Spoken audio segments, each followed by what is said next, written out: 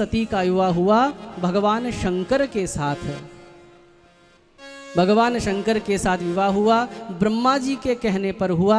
दक्ष नहीं चाहता था कि मैं अपनी सुंदर मृग नयनी कन्या का विवाह नंग धड़ंग रहने वाले भोले बाबा के साथ करूं, लेकिन ब्रह्मा जी ने जब कहा तो बेमन से विवाह करवा दिया। लेकिन दक्ष की और भगवान शंकर की पटती नहीं है। एक बार दक्ष ने प्रयागराज में बहुत बड़ा सुंदर यज्ञ करवाया, सभी को बुलाया, भगवान शंकर को भी बेमन से बुलाया। बुलाना तो पड़ेगा, रिश्तेदारी है। बेमन से बुलाया तो ऐसा ही पांडाल लगा हुआ था। दक्ष उस पांडाल में प्रवेश करने में थोड़ा विलंब हो गए तो भगवान शंकर ने सोचा समय को बर्बाद नहीं करना चाहिए। आंख बंद करके राम नाम की माला जपने लगे तो उनकी लग गई समाधि। उसी समय दक्ष आ गया, दक्ष गद्दी पर बैठा, ऐसे गर्दन उठाकर देखता है कि कौन मेरे सम्मान में खड़ा हुआ, कौन नहीं खड़ा हुआ, क्योंकि मैं तो प्रजापतियों का अध्यक्ष हूँ, मैं तो अध्यक्ष हूँ।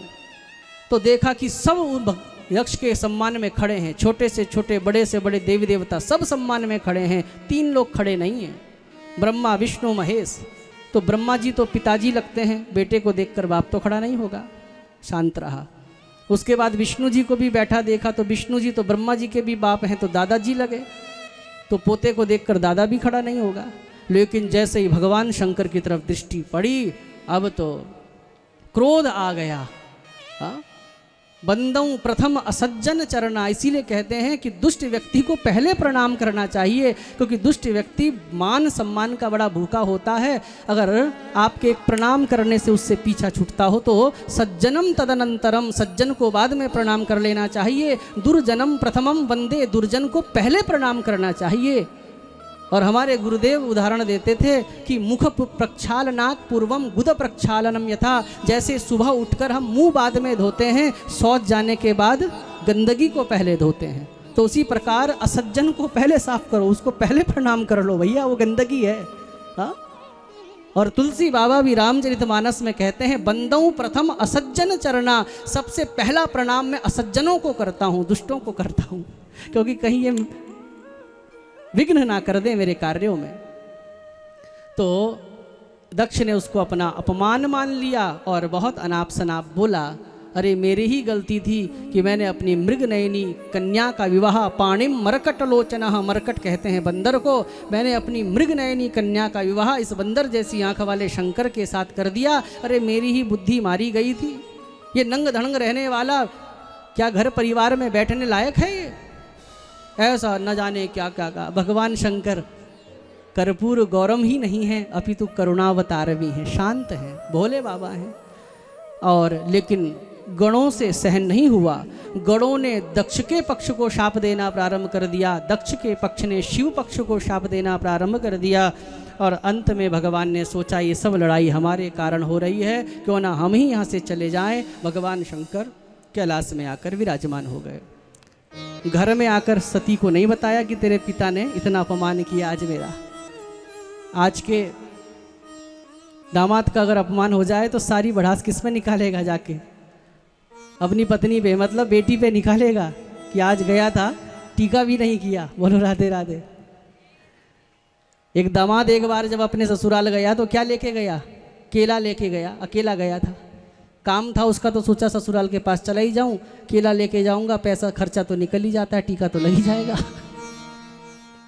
तो केला दिया उसने, 50 रुपये दर्जन केले लेके गया था।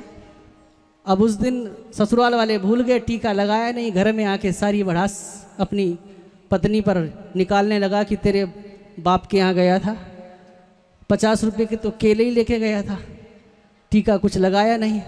पत्नी भी थोड़ी तेज तर्रार थी। पत्नी ने कह दिया, तुम मेरे माँ बाप से मिलने गए थे या अपने केले बेचने गए थे? इससे बढ़िया तो ठेली लगा लो तुम, वो बढ़िया है। बोलो राधे राधे। इसमें इसलिए कहीं ऐसा भी मैंने पढ़ा था, बोले दामादः दशमो ग्रह, ग्रह 9 नहीं होते, बोले दामादः दशमो ग्रह, 10वां ग्रह दामाद होता है। क्योंकि ग्रहों की पूजा तो साल में एक बार ही होती है, 1-2 बार करवा लिया जन्मदिन आदि में, चलो आपने 10-20 रुपये चढ़ा लिया। लेकिन दामाद ऐसा ग्रह, बोले जितने बार आएगा उतने बार माथे पे टीका लगाना पड़ेगा, चाहे माथे पे छेद क्यों ना हो जाए। तो लेकिन भगवान शंकर एक ऐसे दामाद हैं जिन्होंने टॉर्चर नहीं किया, सती को बताया तक नहीं कि तेरे पिता ने अपमान किया, चुप मौन। काफी साल बीत गए माताओं, तभी क्या हुआ, दक्ष ने शंकर जी से अपराध इस बदला लेने के लिए, भगवान शंकर का अपमान करने के लिए पुनः हरिद्वार कनखल में एक यज्ञ करवाया, सबको बुलाया, भगवान शिव को नहीं बुलाया।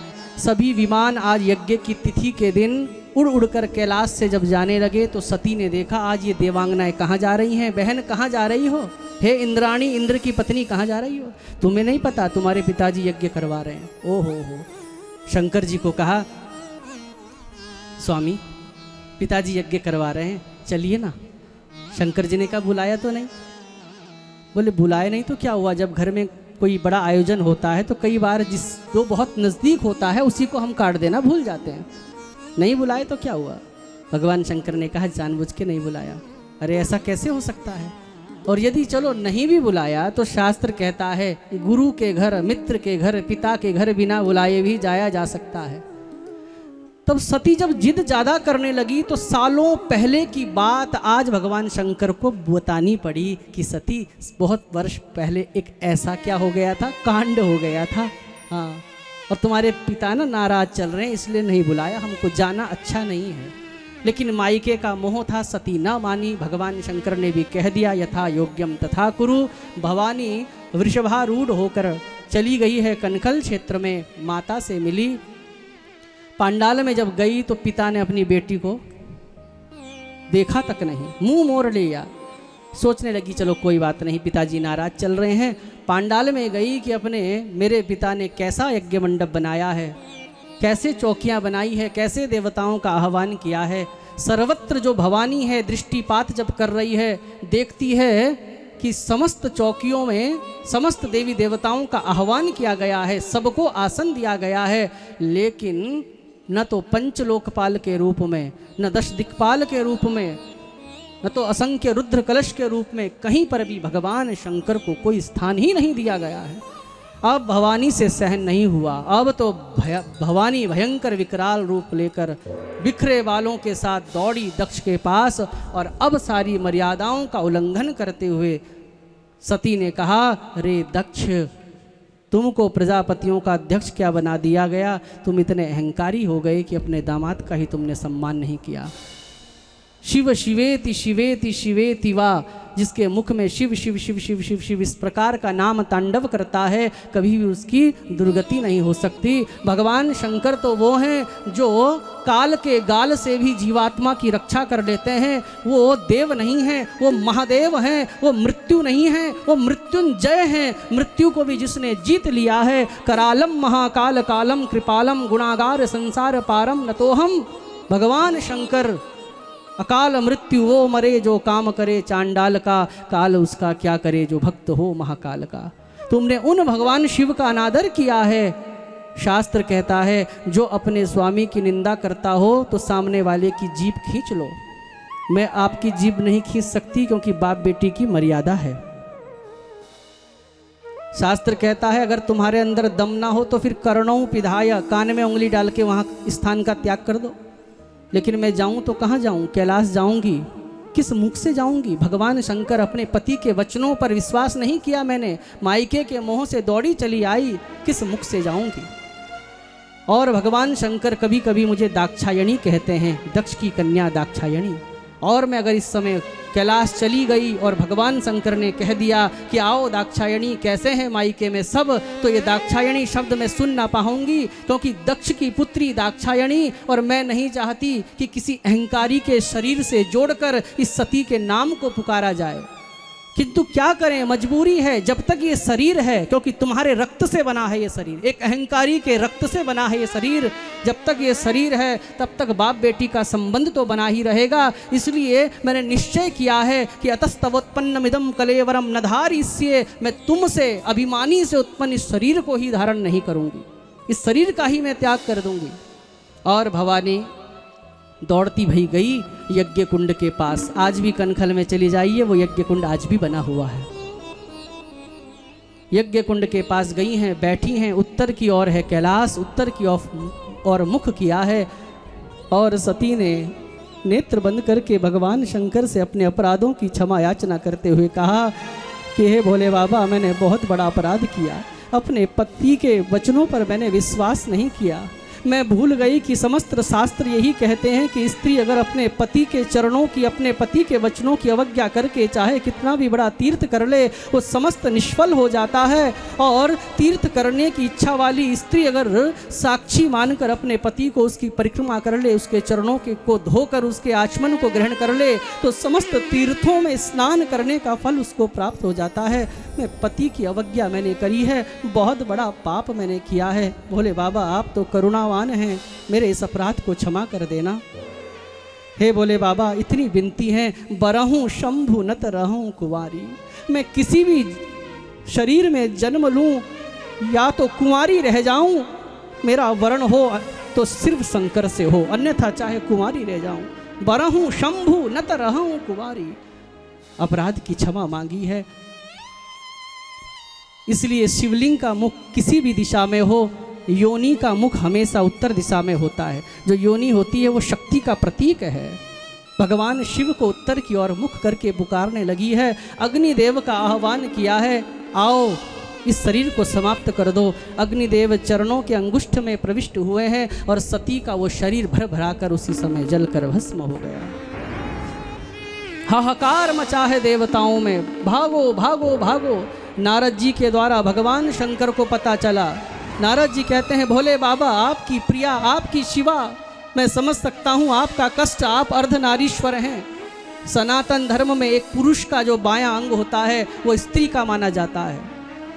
उनकी पत्नी को कष्ट हुआ है, मानो भगवान शंकर का आधा शरीर स्वतः जल रहा हो। और तब भगवान शंकर ने सोचा, मेरा अपमान किया, कोई बात नहीं। जैसे पति के अपमान को न सहकर पत्नी लड़ जाती है, वैसे ही पति का भी दायित्व है कि पत्नी का अपमान भी पति को कभी सहन नहीं करना चाहिए। इसलिए जब फेरे लेते हैं तो 7 वचनों में एक वचन ये भी होता है कि आप किसी के सामने मेरा कभी अपमान नहीं करेंगे। अपनी मित्र मंडली के सामने, अपने माता पिता के सामने अगर आपको मुझे डांटना है, अगर आप मुझसे संतुष्ट नहीं हैं तो एकांत के कमरे में आप मुझे जो मर्जी कहें, लेकिन आपसे मेरा एक वचन ये भी है कि किसी के सामने मेरा अपमान न करना। भगवान शंकर ने मानो उस सप्तपदी के वचनों को निभाते हुए क्रोधित हुए भगवान शंकर, मेरी शिवा का अपराध किया।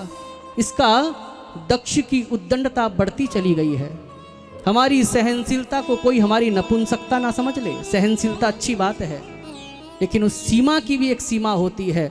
भगवान शंकर कैलाश में अपने आसन से खड़े हुए हैं। युगों युगों से बंधी हुई जटाओं को भगवान शंकर ने खोला और एक जटा का अंश निकालकर भगवान शंकर ने जैसे ही धरती पर पटका है, एक महापुरुष प्रकट हुआ, नाम है वीरभद्र।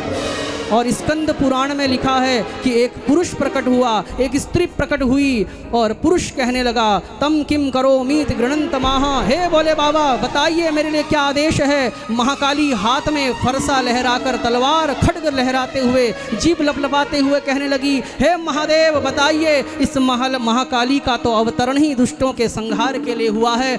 जैसे नाली की सफाई करने के लिए मैले कपड़े पहनने पड़ते हैं, वैसे ही शुद्ध दुर्गा आज गंदगी की सफाई करने के लिए काली का रूप धारण किए हुए है।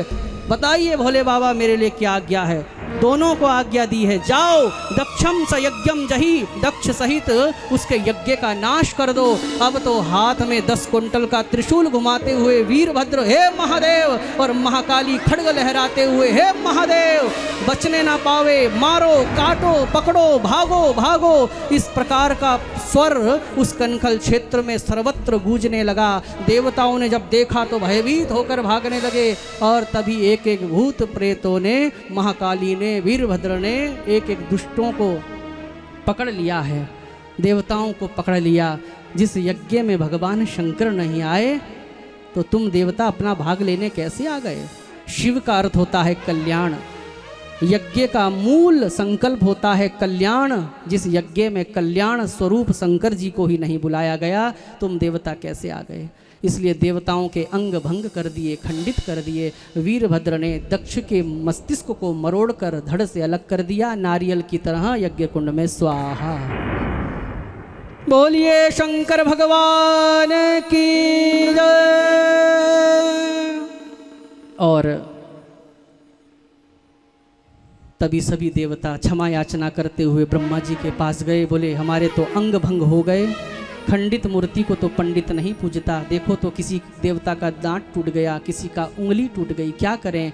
ब्रह्मा जी ने कहा जिस शंकर का अपराध किया है उनके सामने नाक रगड़ लो, भगवान शंकर बड़े दयालु हैं। देवताओं ने कहा बड़ा डर लगता है उनके सामने जाने में, वो तो साक्षात काल हैं। ब्रह्मा जी को कहा आप आगे आगे चलो ना, जब काम बिगड़ता है तो घर का बूढ़ा बुजुर्ग ही काम आता है। ब्रह्मा जी को आगे करके सभी देवता गए। ब्रह्मा जी को देखकर पिता कहकर भगवान शंकर ने उनका सम्मान किया। तभी देवता आकर क्षमा प्रार्थना करते हैं। भगवान शंकर प्रसन्न हो गए। भगवान शंकर ने पुनः जाकर फिर दक्ष के मस्तिष्क से बकरे की गर्दन लगाकर उसको उस यज्ञ को भी पूर्ण किया है।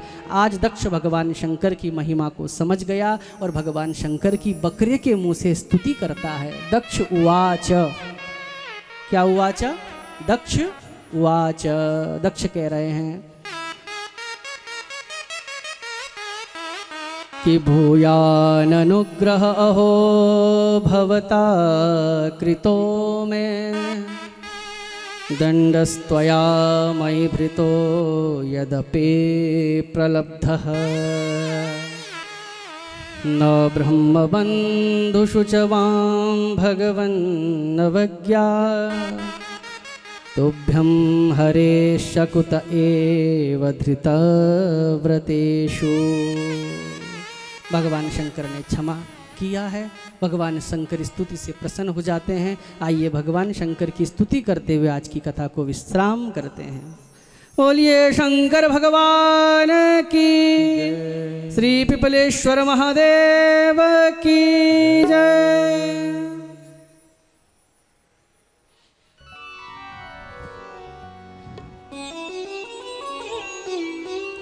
जो स्तोत्र हम गा रहे हैं ये रावण ने लिखा है। किसने लिखा है? रावण ने। और इस स्तोत्र को जो ध्यान से सुन लेता है तो उसको लक्ष्मी जी न चाहते हुए भी लक्ष्मी जी को कृपा करनी पड़ती है। इसलिए जहाँ इतना बैठे 5 मिनट और बैठ जाइए, क्योंकि मुझे पता है कहीं शादी ब्याह होता है ना तो वेडिंग पॉइंट से तुम 1-1 बजे रात को घर में आती हो। फिर जो बेचारे सो रहे होते हैं ना, जब उनको रात को 1 बजे तुम्हारे घुंघरू की आवाज़ आती है ना, सोचता है कि शायद कोई घूम रही है। हा? तब तुम्हें विलंब नहीं होता। जब एक कहती है कि अभी वरमाला देख के जाएंगे, दूसरी कहती चलना देर हो रही है, तो आप क्या कहते हैं रुक जाना थोड़ा वरमाला देख के जाएंगे, तब विलंब नहीं होता। अरे भगवान शंकर की स्तुति करके घर जाइए, कल्याण होगा।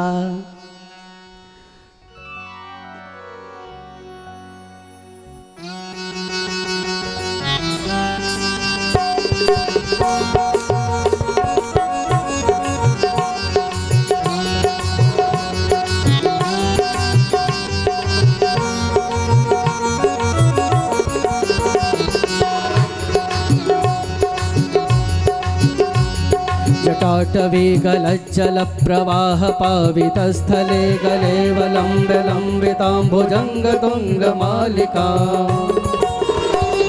डमड्डमड्डमड्डमन्निनादवड्डमर्वयं चकार चण्डताण्डवं तनोतु नः शिवः शिवम्। जटाकटाह सम्भ्रमा भ्रमन्निलिम्प निर्झरी विलोलवी विराजमान मूर्धनि धगद्धगद्धगज्ज्वलल्ललाट पट्ट पावके किशोर चन्द्रशेखरे रतिः प्रतीक्षणं मम। धराधरेन्द्र नन्दिने विलास बन्धु बन्धुरस्फुरद्दिगन्त सन्तति प्रमोदमान मानसे। कृपा कटाक्ष धोरणे निरुद्ध दुर्धरापदे क्वचित् दिगम्बरे मनो विनोद में तु वस्तुने। जटाभुजंग पिंगल स्फुरत् फणामणि प्रभा कदम्ब कुंकुमद्रव प्रलिप्त दिग्वधू मुखे। मदान्ध सिन्धुरस्फुरत्वगुत्तरीय मेदुरे मनो विनोद मद्भुतं बिभर्तु भूत भर्तरी। सहस्रलोचन प्रभृत शेषलेख शेखर प्रसून धूलि धोरणि विदोसराङ्घ्रिपीठभुः भुजङ्गराजमालया निबद्धजाटजूटकः श्रिये चिराय जायतां चकोरबन्धुशेखरः ललाट चत्वरज्वलद्धनञ्जय स्फुलिङ्गभा निपीत पञ्चसायकं नमन्निलिम्पनायकम् सुधामयूखलेखया विराजमान शेखरं महाकपालि सम्पद शिरोजटालमस्तु नः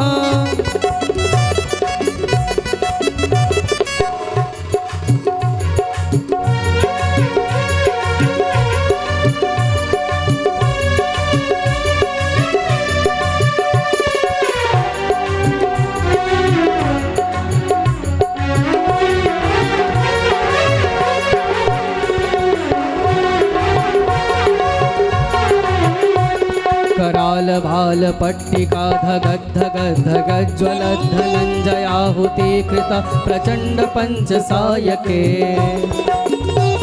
धराधरेन्द्र नन्दिनी कुचाग्रचित्रपत्रक प्रकल्पनैकशिल्पिनि त्रिलोचने रतिर्ममा नवीन मेघमण्डली निरुद्ध दुर्धर स्फुरत्कुः निशीथिनी तमः प्रबन्धबद्ध कन्धरः निलिम्प निर्झरीधरस्तनोतु कृत्ति सिन्दूरः कलानिधान बन्धुरः श्रियं जगद्धुरन्धरः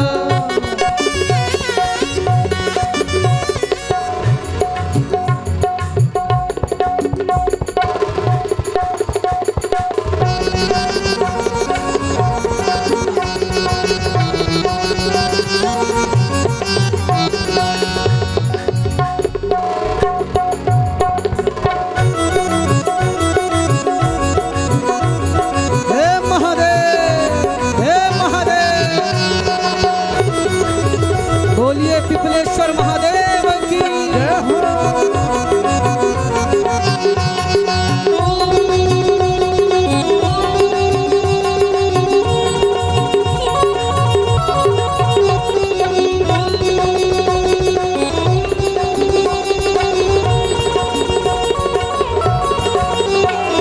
नवीन मेघमण्डली निरुद्ध दुर्धर स्फुरत्कुः निशीथिनी तमः प्रबन्धबद्ध कन्धरः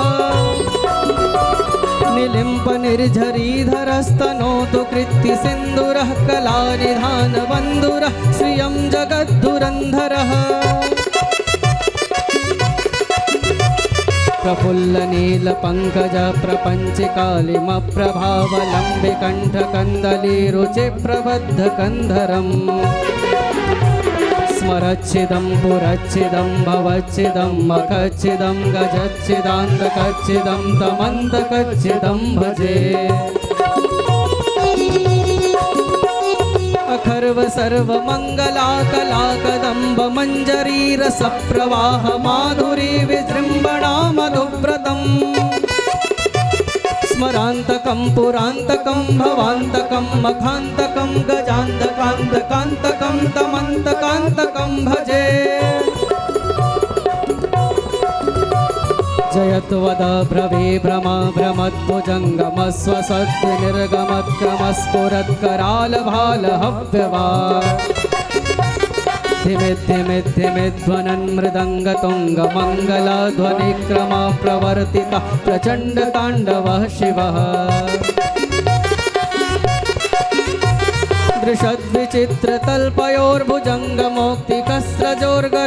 दृशद्विचित्रतल्पयोर्भुजङ्गमौक्तिकस्रजोर्गरिष्ठरत्नलोष्ठयोः सुहृद्विपक्षपक्षयोः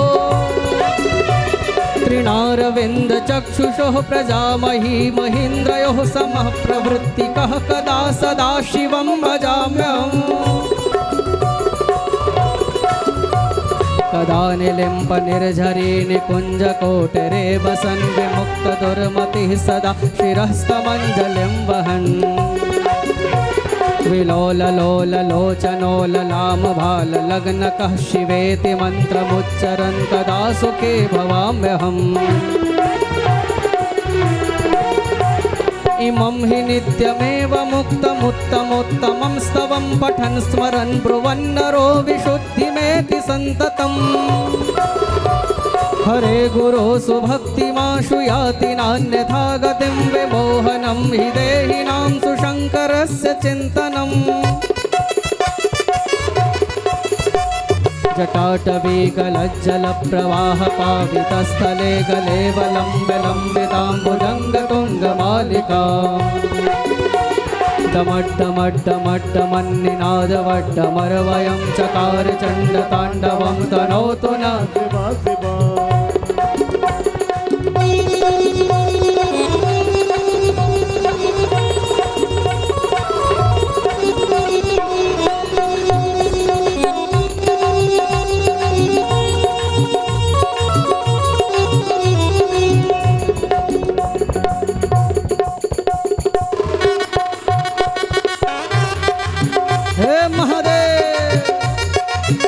बोलिए नागेश्वर धाम की।